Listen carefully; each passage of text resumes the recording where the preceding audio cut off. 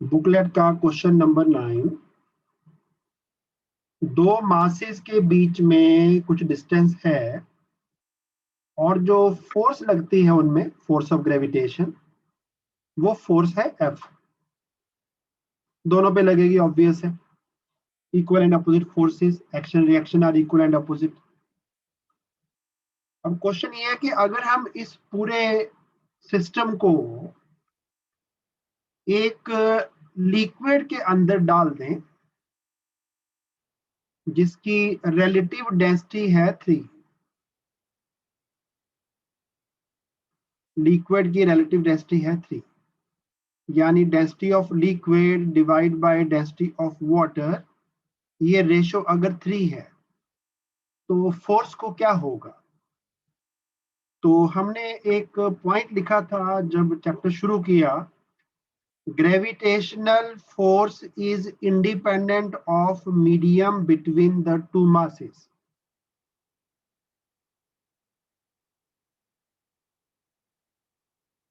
Gravitational force is independent of medium.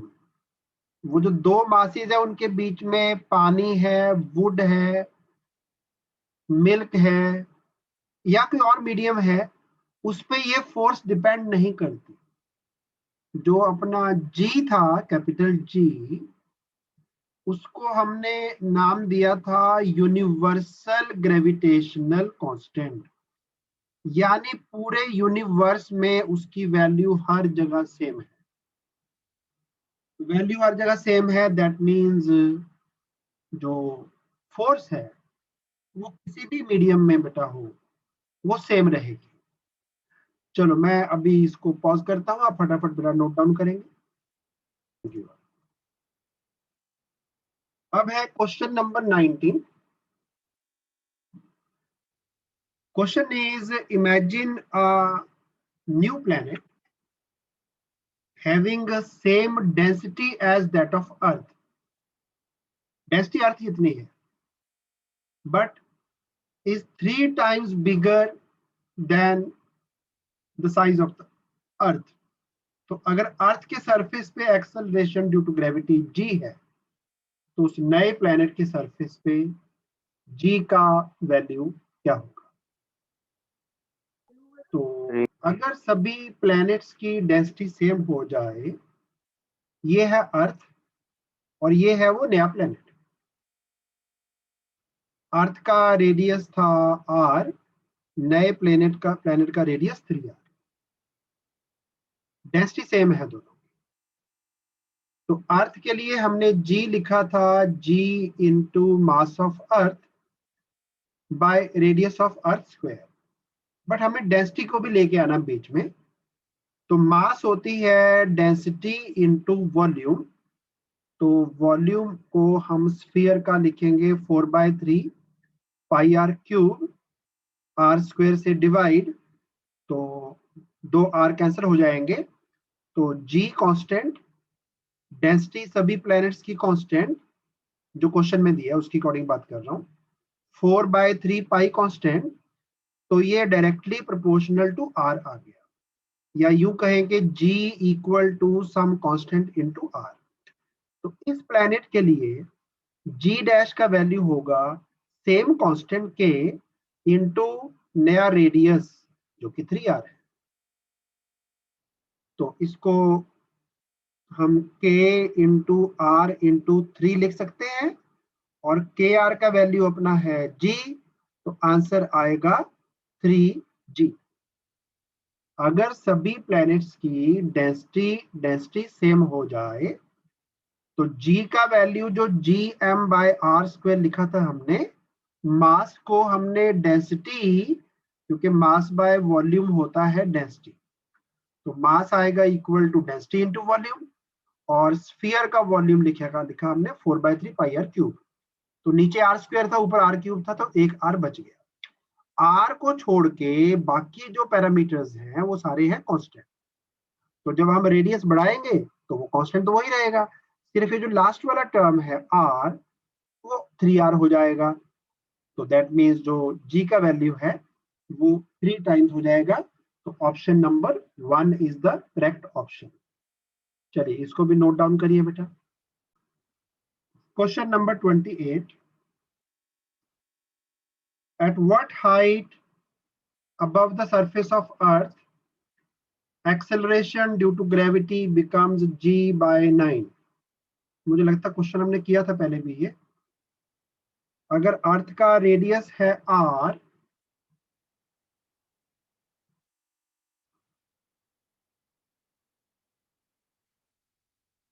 तो जितना अर्थ का रेडियस है अगर हम उतना और ऊपर चले जाएं, then I told you g का वैल्यू अगर सरफेस पे था g, तो सेम हाइट पे और चले जाएं रेडियस जितना, तो वैल्यू रह जाती है g by 4।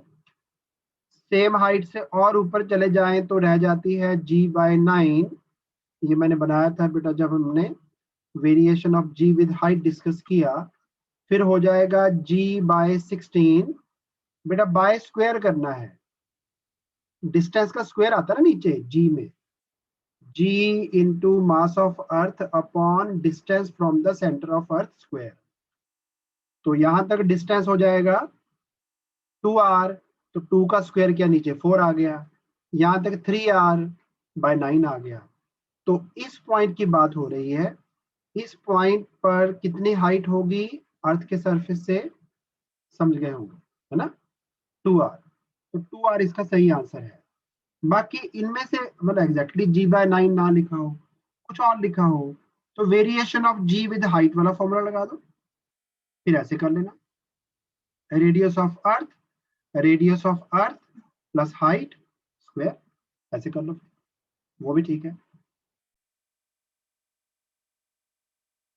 तो इसमें अगर वैल्यूज डाल देंगे, हमें चाहिए g का वैल्यू g by 9, तो कितने हाइट पे जाके आएगा, उसके लिए दोनों तरफ g कैंसर, स्क्वायर रूट लीजिए, 1 by 9 का रूट 1 by 3, इधर स्क्वायर हट जाएगा, क्रॉस मल्टीप्लाई करो, h का वैल्यू निकाल दो, तब भी 2r आएगा। दोनों तरीके मैंने बता दिए, जो आसान लगता है मौके पे सूझ जाए जो, वो अप्लाई कर देना। क्वेश्चन नंबर 44 AIPMT 2015 में आया, एक बार पहले भी आ चुका है, मुझे देखना पड़ेगा कौन सा ईयर है। ये क्वेश्चन 2 बार आ चुका है। दो स्फीयर्स हैं जिनके मासेस थे m एंड 5m, और स्पेस में थे, रेडियस थे उनके r, इसका रेडियस था बेटा r, इसका रेडियस था 2r, और इनमें जो डिस्टेंस था that was centre to centre 12r। ये अपना जो ग्रेविटेशनल अट्रैक्शन है उसके अंडर एक दूसरे के पास आ गए और जुड़ गए। तो जो छोटे वाला स्फीयर है उसने कितना डिस्टेंस कवर किया वो निकालना है आपको। वो लेटर से x है, छोटे वाला स्फीयर इधर को आया under attraction by distance x, बड़े वाला भी आएगा कुछ, उसको डिस्टेंस को मैं y लिख देता हूं।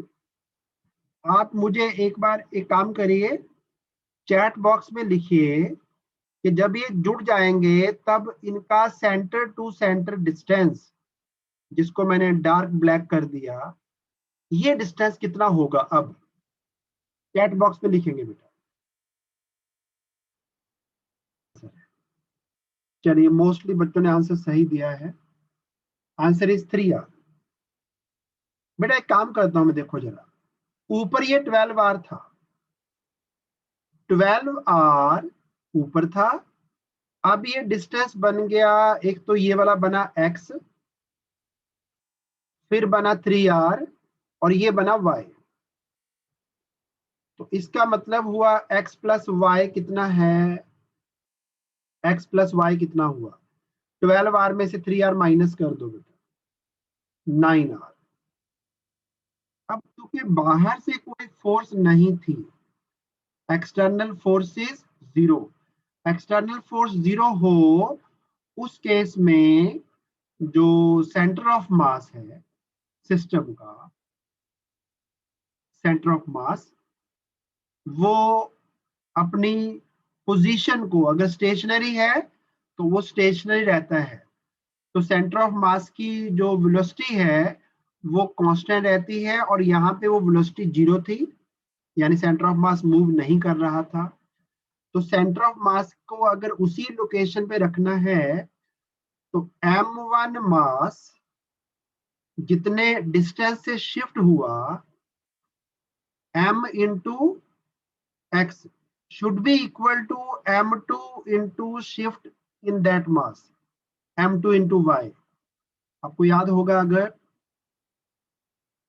मैंने एग्जांपल दिया था कि एक साइड पे एक ना पोटैटो हो, दोबारा याद कराता हूँ, जिन बच्चों ने चैप्टर नहीं किया अभी बेटा उनको थोड़ा सा फॉर्मूला पे बस फोकस करना होगा। इधर बेटा एक मटर का दाना है पी, इधर पोटैटो है ना, याद आ गया होगा। सेंटर ऑफ मास समवेयर यहाँ पे पड़ेगा, हैवी साइड पे होता है ना सेंटर ऑफ मास, याद आ गया होगा। अगर मैं पी के बेटा दाने को ना m1 को कुछ डिस्टेंस इधर ले जाऊं m1 x1, तो सेंटर ऑफ मास को वहीं रखने के लिए पोटैटो को भी थोड़ा सा लेफ्ट को शिफ्ट करना पड़ेगा बाय सर्टेन डिस्टेंस x2। तो m1 इंटू x1 बड़ा होगा, छोटा मास तो डिस्टेंस बड़ा, बड़ा मास तो थोड़ा सा शिफ्ट करना पड़ता है, डिस्टेंस छोटा, यानी यू कहो m1 x1 equal to m2 x2 to keep centre of mass at the same location. उसकी वेलोसिटी को 0 रखने के लिए आपको ये इक्वेशन अप्लाई करनी है। तो अगर हमारा मास जो है m वो शिफ्ट हुआ बाय डिस्टेंस x, मैं यहां लिख रहा हूं m मास डिस्टेंस x से शिफ्ट हुआ, तो जो दूसरा मास है 5m उसको y डिस्टेंस से शिफ्ट होना है, तो फिर ये इक्वेशन होल्ड करेगी, m से m हो गया कैंसिल। अब मुझे निकालना है x, y नहीं चाहिए, तो मैं ऐसा करता हूं y का वैल्यू जो कि आएगा x/5, इसको मैं यहां पे पुट करता हूं क्योंकि हमें x निकालना है ना। तो हम लिखेंगे 9r इक्वल टू x में y का वैल्यू यानी x/5 ऐड करो, जो कि बनेगा 6x/5। इसको सॉल्व कर दो, तो x का वैल्यू आ गया 9 इंटू 5 यानी 45, r डिवाइड बाय 6, 3 पे कैंसिल भी हो जाएगा, 2 इधर आ गया आपका 15 को 2 से डिवाइड किया 7.5 r। ये आंसर आना चाहिए। चलो मैं एक बार दोबारा फिर से बताता हूँ सारा कुछ वंस मोर। एक मास थी m, दूसरी थी 5m, रेडियस था r एंड 2r, पहले इनमें डिस्टेंस था 12r। तो ये दोनों मास, ये वाला राइट को गया ये लेफ्ट को गया, तो जुड़ गए। जुड़ने के बाद भी इनके बीच में डिस्टेंस जो है वो 12r कम होके 3r हो गया, तो 12r में से 3r तो डिस्टेंस अब भी प्रेजेंट है। तो टोटल डिस्टेंस जो कैपिटल M और 5m ने कवर किया x प्लस वाई, वो बचा 9r। अब क्योंकि बाहर से कोई फोर्स नहीं लग रहा था, ये तो आपस में एक दूसरे को अट्रैक्ट करते थे, उस केस में सेंटर ऑफ मास अगर रेस्ट पे था तो वो रेस्ट पे ही रहेगा। तो होगा ये कि जो छोटा पीस है उसको ज्यादा मूव करना पड़ेगा सेंटर ऑफ मास को वहीं रखने के लिए, बड़े पीस को थोड़ा सा इधर आना पड़ेगा। उसके लिए मैंने फॉर्मूला बता दिया, m1 into distance moved x1 is equal to m2 into distance moved x2। But इसको हमने y सपोज किया हुआ था, तो इसका mass m into distance moved is equal to इसका mass 5m into distance moved. Equate करो, एक रिलेशन एक्स वाई का आपके पास ये आ गया, एक ये आ गया, y को एलिमिनेट कर दो, y का वैल्यू यहां से पुट करो इस वाले इक्वेशन में, बाकी मैथमेटिक्स से सॉल्व करो, you will get the answer. चलो एक काम करना बेटा, जब नोट डाउन करते हो ना तो बेटर ये रहेगा कि आपको समझ आ गया, आप नोट डाउन करते हुए ना न्यूमेरिकल को अपने आप सॉल्व करो, बेटर रहेगा। You are given 5 minutes time to note down. Question number 42, 4 particles each of mass m equidistant from each other move along a circle of radius r under the action of their mutual gravitational attraction.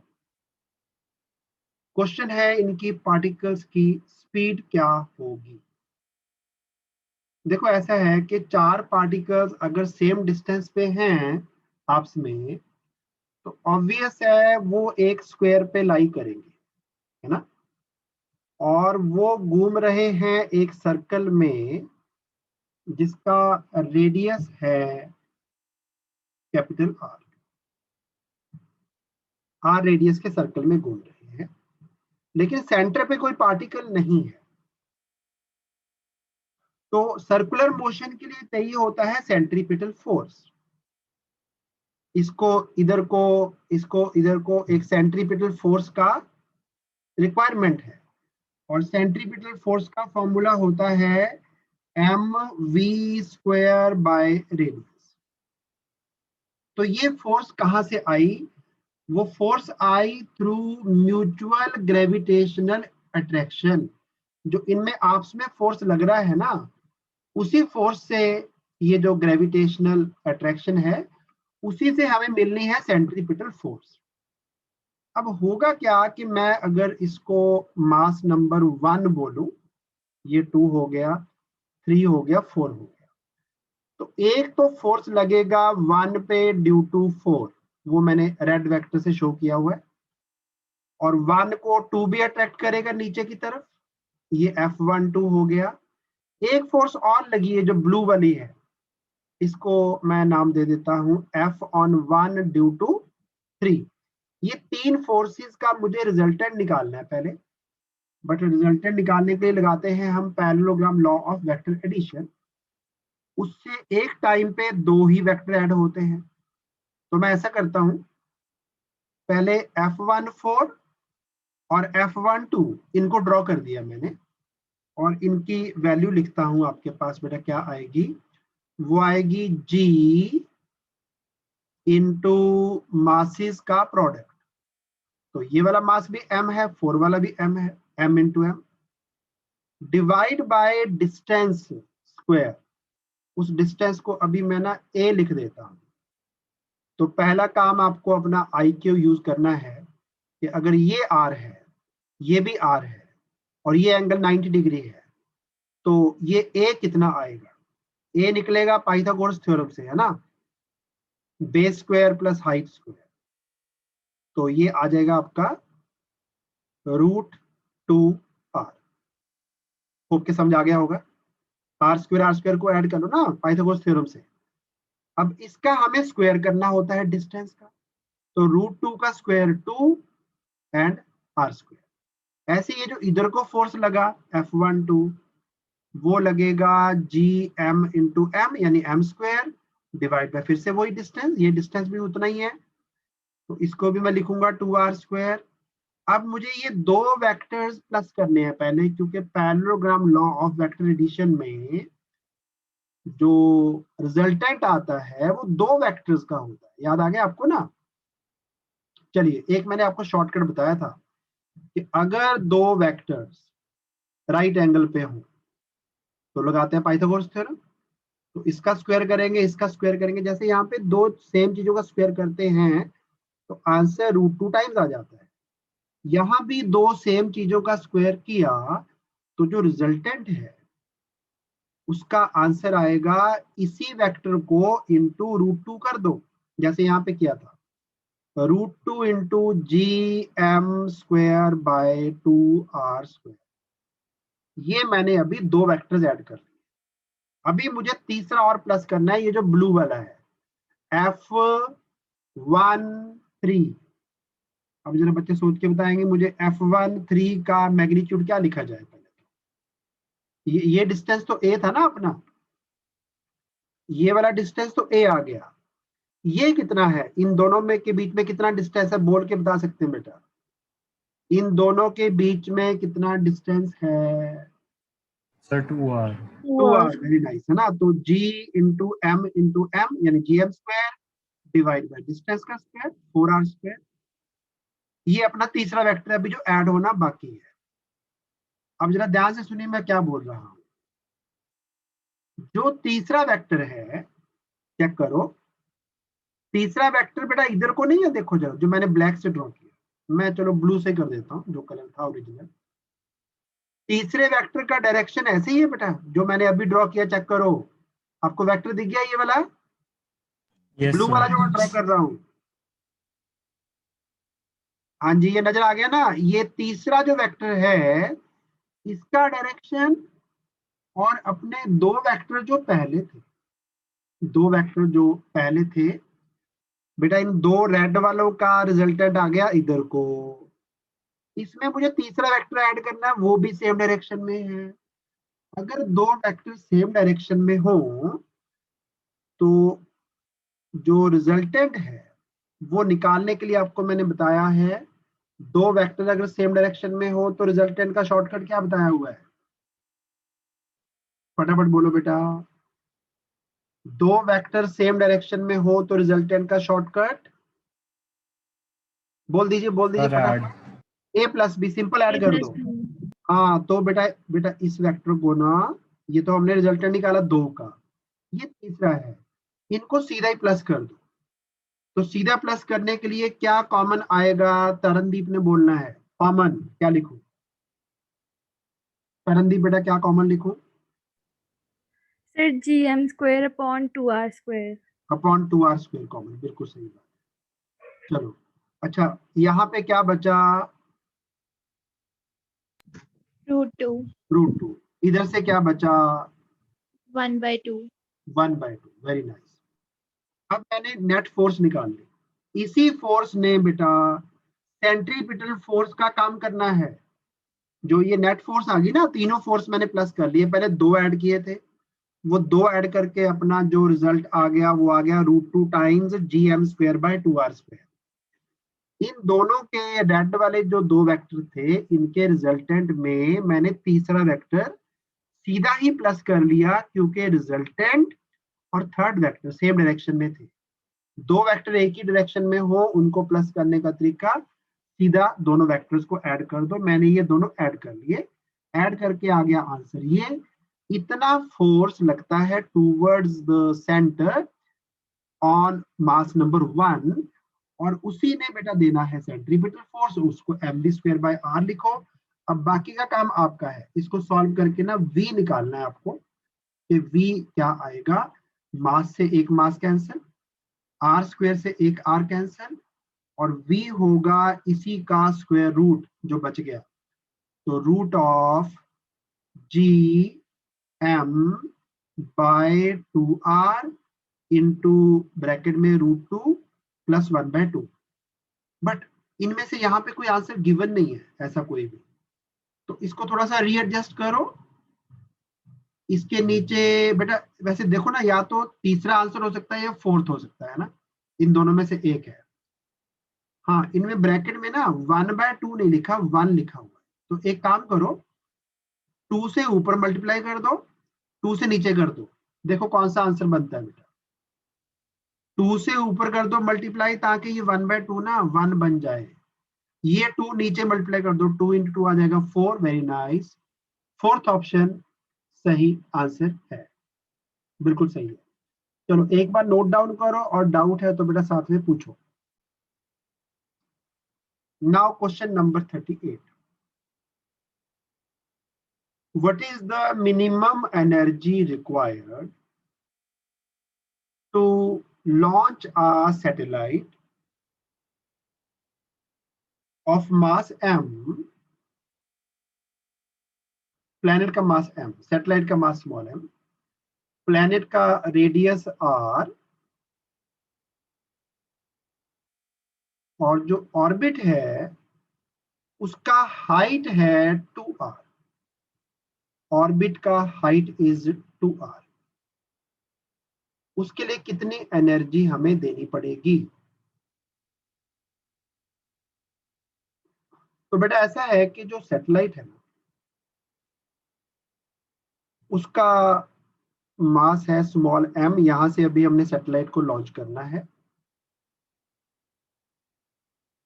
तो launch करते time बेटा इसकी ना जो kinetic energy थी वो तो होगी शुरू में 0, और पोटेंशियल एनर्जी होगी minus G mass of planet mass of satellite divide by distance between the two. समझ गए? तो ये अपनी टोटल एनर्जी थी लॉन्च करने से पहले। और जब सैटेलाइट अपने ऑर्बिट में पहुंच जाएगा ना, सैटेलाइट जब ऑर्बिट में पहुंच जाएगा तो उसकी एनर्जी हो जाएगी, टोटल एनर्जी का फॉर्मूला हमने लिखा था minus G mass of planet mass of satellite divide by twice of orbit का रेडियस। रेडियस है बेटा 3r। ये नई एनर्जी है। तो आपको एक थ्योरम याद होगी, work energy equivalence, work is equal to change in energy.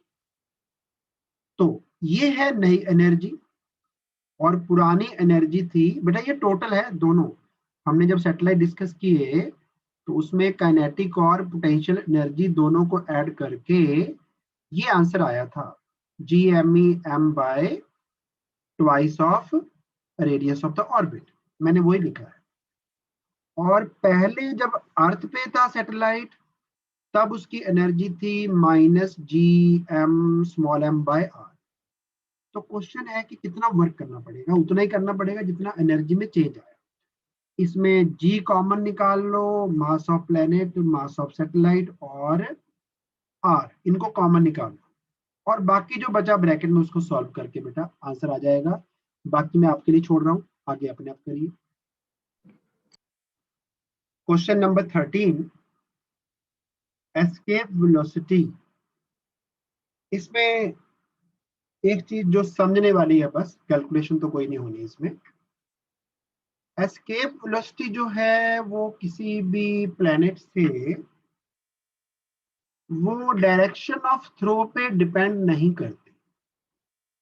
I mean to से, चाहे तो ऊपर को फेंक दो आप तो भी एस्केप कर जाएगा, चाहे किसी एंगल पे फेंक दो, चाहे ऐसे फेंक दो, चाहे इधर को फेंक दो बेटा, तो भी एस्केप कर जाएगा। हाँ, नीचे को मत फेंक देना, फिर थोड़ी करेगा। नीचे वाला नहीं होना चाहिए, ये गलत है। यानी अगर आप यहाँ पे खड़े हैं तो आप 0 डिग्री, 30 डिग्री, 45 डिग्री, 90 डिग्री किसी भी एंगल पे फेंको बेटा, एस्केप करेगा पक्का वो। तो angle of throw escape velocity को डिटरमिन नहीं करता।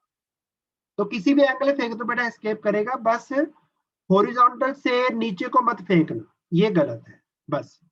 तो आंसर इज वही 11 किलोमीटर पर सेकेंड। इसमें कोई ज्यादा कैलकुलेशन वाला काम नहीं है। हाँ जी, समझ गए? ठीक है, 11 आंसर आएगा। वेरी नाइस बेटा। चलिए, एक्स्ट्रा इंक में हटा रहा हूं, नेक्स्ट क्वेश्चन पे बढ़ते हैं। अगला क्वेश्चन है कि एक ब्लैक होल वो ऑब्जेक्ट है जहां से फोटोन्स मतलब लाइट भी एस्केप नहीं कर सकती, उनको ब्लैक होल कहते हैं। तो अर्थ को श्रिंक होके कितने रेडियस का बन जाना चाहिए अप्रोक्सीमेट, नया रेडियस अर्थ का क्या हो जाए कि वो ब्लैक होल बन जाए? तो ब्लैक होल होने के लिए अब जानते हैं ना, फोटोन, फोटोन इज लाइट। तो लाइट की वेलोसिटी अब जानते हैं 3 × 10⁸ मीटर पर सेकेंड। अगर फोटोन एस्केप नहीं होना चाहिए, लाइट एस्केप नहीं करनी चाहिए, तो इतनी वैल्यू एस्केप वेलोसिटी की होनी चाहिए अर्थ के लिए। तो एस्केप वेलोसिटी का फॉर्मूला हमने in terms of mass of अर्थ लिखा था, ट्वाइस जी। एक बार क्वेश्चन वापस समझा दूं। क्वेश्चन ये है कि अर्थ इतनी बड़ी है अभी, ये श्रिंक होके कितनी रेडियस की बन जाए ताकि ये ब्लैक होल में बदल जाए, ताकि इससे फोटोन्स यानी कि लाइट एस्केप ना कर पाए। तो लाइट एस्केप तब नहीं कर पाएगी अगर एस्केप वेलोसिटी अर्थ के लिए वेलोसिटी ऑफ लाइट हो जाएगी। तो हमें नया रेडियस अर्थ का निकालना क्या आएगा? ओके, मास में कोई चेंज नहीं आया। एस्केप वेलोसिटी हमें चाहिए 3 × 10⁸। जी का वैल्यू जानते हैं 6.67 10 power -11। Mass of earth given है रफली आप ना 6 इंटू 10 पावर 24 लिख लीजिए, और नया रेडियस आपको निकालना है। दोनों साइड करिए स्क्वायर, इधर आएगा 9 इंटू 10 पावर 16, इधर तो स्क्वायर करना नहीं है, इसको आप 6 से मल्टीप्लाई करेंगे, 6.67 इंटू 6 करेंगे तो ये रफली आएगा आपका 7 इंटू 6 करेंगे 42, 6 इंटू 6 करेंगे 36, 36 में 4 ऐड किए 40, फिर 6 इंटू 6 36, 36 में फिर 4 ऐड किए 40। तो ऐसा कुछ आंसर आएगा। इसको भी आप अप्रोक्सीमेटली ना 40 लिख लो बेटा, इजी रहेगा। 10 का पावर 24 में से 11 माइनस किया, ये रह गया 13, डिवाइड बाय आर। आर को ले जाओ ऊपर और बेटा इस सारे को ले जाओ नीचे। आगे मैथमेटिक्स है, सॉल्व करके निकालो अप्रोक्सीमेट क्या आंसर आता है। एक 2 मैंने छोड़ दिया है ना, यहाँ पे एक 2 भी आना था, 80 कर देना बेटा, इसको एक 2 भी लगा दो यहाँ पे, और बाकी का सॉल्व करो बेटा। एनर्जी कंजर्वेशन होल्ड करना चाहिए। सरफेस से कितनी वेलोसिटी से फेंके एक गिवन मास को, ताकि वो जो हाइट एक्वायर करे मैक्सिमम हाइट, वो हाइट इक्वल टू अर्थ का रेडियस के बराबर आ जाना चाहिए। तो जितनी energy potential plus kinetic surface पे थी, वही एनर्जी जब इसकी वेलोसिटी 0 हो जाएगी ना, तब भी उतनी होनी चाहिए। तो वेलोसिटी 0 होगी, काइनेटिक सारी खत्म, और पोटेंशियल एनर्जी नई जो है वो आ गई -g mass of earth mass of object distance centre to centre, वो 2r आ जाएगा। ये दोनों एनर्जीज को इक्वेट करके v के लिए सॉल्व करिए। Next question number 49। एक सैटेलाइट है which is revolving around the earth at certain height h। Question है कि सैटेलाइट को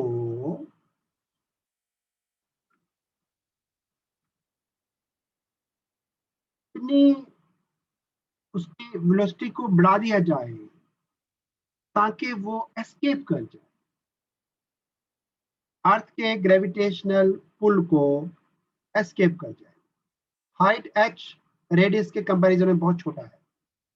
तो सबसे पहले सैटेलाइट की जो ऑर्बिटल वेलोसिटी होती है, उसका फॉर्मूला था अपना √g mass of satellite, sorry mass of planet यानी earth, divide bye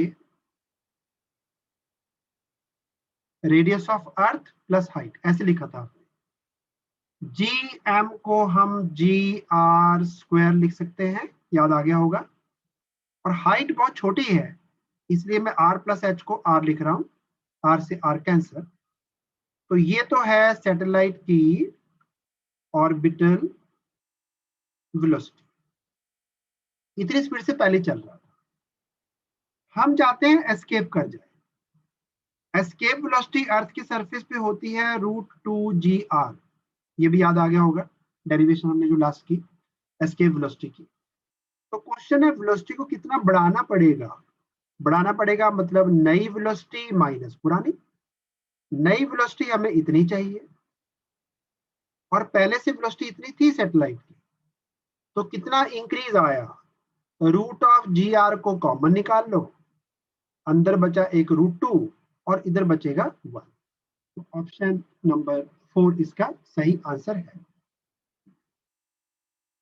orbital velocity किसी भी हाइट पे फॉर्मूला था √GM upon radius of the orbit यानी R plus H, but H का वैल्यू R से बहुत छोटा है, इसलिए मैंने H को निगलेक्ट कर दिया। एक R से एक R कैंसिल। इतनी वेलोसिटी पहले से थी, बट अर्थ के सरफेस से अगर एक ऑब्जेक्ट को एस्केप करना है, एस्केप वेलोसिटी का फॉर्मूला भी हमें आता है, दोनों को सेम फॉर्म में एक्सप्रेस कर लो और माइनस करो। क्वेश्चन है कि वेलोसिटी को कितना बढ़ाना पड़ेगा, तो नई वेलोसिटी में से पुरानी माइनस कर दो, सो इजी। क्वेश्चन नंबर 18, ये क्वेश्चन भी इंपॉर्टेंट क्वेश्चन है। Suppose gravitational force between two masses, ये सन आ गया अपना, ये प्लेनेट आ गया, प्लेनेट घूम रहा है रेडियस आर में। तो अगर जो ग्रेविटेशनल फोर्स है वो प्रोडक्ट ऑफ मासेस जी के अलावा जो डिस्टेंस है उसकी nth पावर पे डिपेंड करती है, डिस्टेंस की nth पावर पे। अभी तो स्क्वायर है ना, स्क्वायर की जगह n आता। तो क्वेश्चन है कि टाइम पीरियड रेडियस के कितने पावर के प्रोपोर्शनल होता। अभी तो हमने वो पढ़ा ना, Kepler's third law of planetary motion, time period का स्क्वायर रेडियस के क्यूब के प्रोपोर्शनल, या t proportional to r power 3/2, है ना। हमें प्रूव करना है कि अगर r पावर n होता तो यहाँ पे कितना पावर आना था, टाइम पीरियड रेडियस के कितने पावर पे डिपेंड करता। तो मैं ऐसा कर रहा हूँ, जो डेरिवेशन थी ना उसी को दोबारा फिर से लिख रहा हूँ। प्लैनेट को सर्कुलर मोशन में चाहिए सेंट्रीपिटल फोर्स mv²/r। वो फोर्स मिलनी थी gravitational pull between planet and the sun के। सन का मास हमने m लिख दिया। तो डिस्टेंस पहले हम r² लिखा करते थे, उसकी जगह मैं r पावर n लिख रहा हूं, इतना ही चेंज आया, m से m कैंसल। वेलोसिटी को हमने जब डेरिवेशन किया तो वेलोसिटी को हमने डेरिवेशन में 2πr बाय टाइम टेकन के बराबर लिखा और उसका स्क्वायर करके यहां पुट किया था हमने। तो स्क्वायर करता हूं फिर से, 4π² r² बाय t², नीचे एक r और पड़ा था पहले से, राइट हैंड साइड पे gm/r⁻n। ये एक r कैंसिल हो गया, सही है, एक r कैंसिल। अब t² को मैं इधर लेके जा रहा हूं और ये वाले r को इधर लेके आऊंगा, बाकी सारा कुछ कांस्टेंट है। तो r पावर अपने पास बचा n+1। बेटा यहां से एक पावर तो कैंसिल हो गया ना, 2 नीचे एक r से कैंसिल, पावर बचा 1, इधर से r पावर n आया, तो बेस सेम हो पावर्स गेट एडिड। तो t² अगर प्रोपोर्शनल टू है r पावर n+1 तो t किसके प्रोपोर्शनल होगा, रूट ले लो। रूट इज बेसिकली कितना पावर, हाफ, है ना। 1/2। हाँ, तो बेटा पावर के बाहर एक और पावर आ जाए तो पावर्स गेट मल्टीप्लाइड, तो पावर इतनी हो जाएगी और यही आंसर है। चलिए होप क्लियर हो गया होगा, दोबारा बताता हूँ एक बार वंस मोर। क्या क्या किया हमने, पहले सेंट्रीपिटल फोर्स जो चाहिए था प्लेनेट को वो ग्रेविटेशनल पुल से आएगा, g into mass of sun mass of planet. लेकिन हमें दिया है कि जो ग्रेविटेशनल फोर्स है वो r² पे डिपेंड ना करके r पावर n पे डिपेंड कर, mass of the planet cancel, v की जगह 2πr पुट किया, स्क्वायर कर दिया उसका। उसके बाद r एक साइड में कर लो, t एक साइड में कर लो, फिर देखोगे t² किस पे डिपेंड करता है, रूट ले लो, t का फॉर्मूला निकल आएगा। इतना ही है बस। जो फॉर्मूला सन और प्लैनेट्स के लिए एप्लीकेबल है, टाइम पीरियड का स्क्वायर रेडियस के क्यूब के प्रोपोर्शनल, वही फॉर्मूला अर्थ या कोई प्लैनेट और उसके सैटेलाइट्स के लिए भी एप्लीकेबल है, सेम फॉर्मूला है। तो आपको t² proportional to r³ use करना है।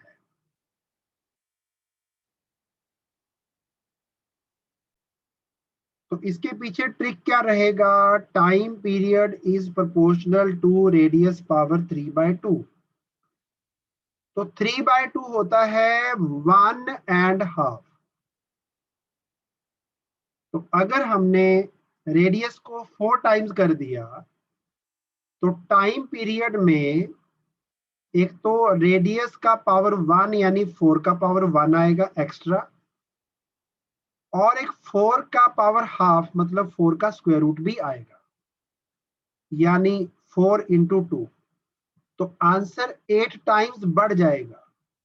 बाकी सारे नंबर रेडियस वगैरह वो तो सेम ही आएंगे ना, जो एक्स्ट्रा नंबर्स आ गए वो आया एक 4, एक आया 4 का स्क्वायर रूट यानी 2।